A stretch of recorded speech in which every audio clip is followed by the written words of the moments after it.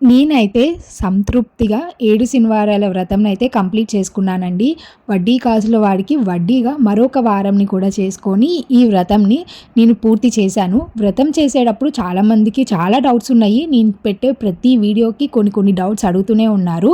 మాకు కలశం ఆనవాయితీ లేదు. కలశంని పెట్టుకోవచ్చా? ఇట్లా విగ్రహం పెట్టి అభిషేకాలు చేస్తున్నారు. మేము కూడా చేసుకోవచ్చా? ఒకవేళ విగ్రహం లేకపోతే ఎలా అభిషేకం చేసుకోవాలి? ఇట్లా పీఠం మీద పెట్టిన ఈ పిండి దీపాలను ఏం చేయాలి? పిండి దీపాలు ఎలా చేస్తారు? ఈ కలశం మీద ఉన్న జాకెట్ ముక్క పీఠం మీద వేసిన క్లాత్‌ని ఏం చేస్తుంటారు? ఈ పూలన్నీ పెట్టిన తర్వాత మీరు పారే నీళ్ళల్లో వేస్తారా? లేదు అంటే ఎక్కడైనా పెడతారా? ఇలాంటివి చాలా క్వెషన్స్ అడిగారు.